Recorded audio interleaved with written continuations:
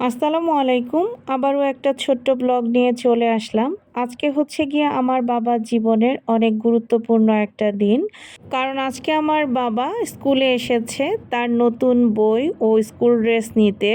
এর আগেও একদিন তাকে নিয়ে স্কুলে এসেছিলাম ভর্তি করতে, তবে সেদিন ছিল আসলে রাতের বেলা। রাতের বেলা এসেছিলাম জারিফের বাবার সময় বের করতে না পারার কারণে। তো আজকেই বলতে পারেন দিনের বেলায় প্রথম জারিফ তার স্কুলে আসলো এবং সেখানে এসে অনেক আনন্দ পাচ্ছিল।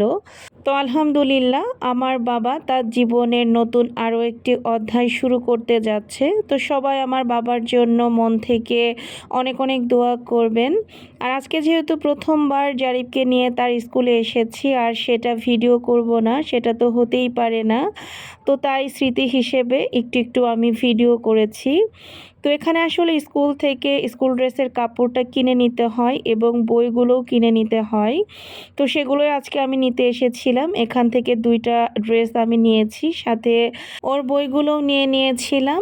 আরও ওনারা ২টা টুপিও দিয়েছিল ড্রেসের সাথে।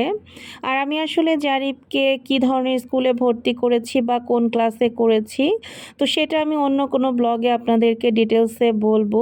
তো এখান থেকে কাজ শেষ করে বাইরে আসতেই দেখি যে প্রচুর পরিমাণে বৃষ্টি শুরু হয়েছে। তো আমরা স্কুলের গেটের বাইরে এখানে দাঁড়িয়েছিলাম, আর বাহিরে খুব সুন্দর একটা বৃষ্টি হচ্ছিল, সেটাই মা ও ছেলে দুজনে উপভোগ করছিলাম, খারাপ লাগছিল না। তো যাই হোক, বৃষ্টিটা থামার পরে চলে এসেছি টেলার্সে। তো টেলার্সে এসে জারিফের স্কুল ড্রেস ২টা বানাতে দিলাম। আর আমার বাবাটা আজকে মাশাল্লাহ এত লক্ষ্মী ছিল যেটা বলার বাহিরে। সে এত সুন্দরভাবে তার ড্রেসের মাপ দিয়েছে টেলার্সকে, আমি নিজেই দেখে অবাক হয়ে গিয়েছিলাম। তো তারপরে ওখান থেকে আমরা চলে এসেছি বেস্ট বায়ে। তো বেস্ট বাই থেকে আমার মেইনলি চাল নেওয়া দরকার ছিল, সাথে দু একটা জিনিসও প্রয়োজন ছিল, তো সেগুলোও নিয়ে নিয়েছি।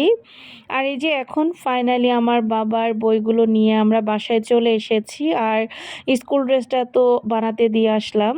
আর মাশাল্লাহ দিলে আমার বাবাটা প্রত্যেকটা জিনিসে অনেক বেশি এক্সাইটেড ছিল। সে তার বইগুলো দেখেও মাশাল্লাহ অনেক অনেক খুশি হচ্ছিল, আর প্রত্যেকটা বই সে নিজে খুলে খুলে দেখতেছিল।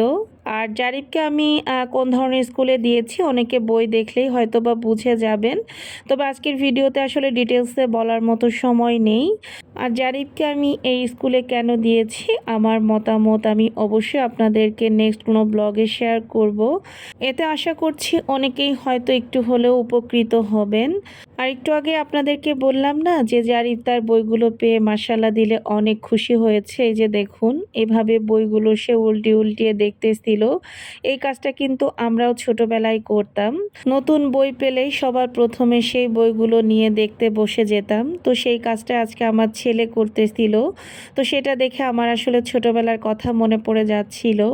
আর রাতের বেলা জারিফ তার গাড়িগুলো নিয়ে খেলতেছিল আর আমাকে বলতেছিল ভিডিও করার জন্য। তো আমার আজকের ভিডিওটা কেমন লাগলো অবশ্যই জানাতে ভুলবেন না। সবাই ভালো থাকবেন, সুস্থ থাকবেন, আমাদের জন্য দোয়া করবেন। আল্লাহ হাফিজ।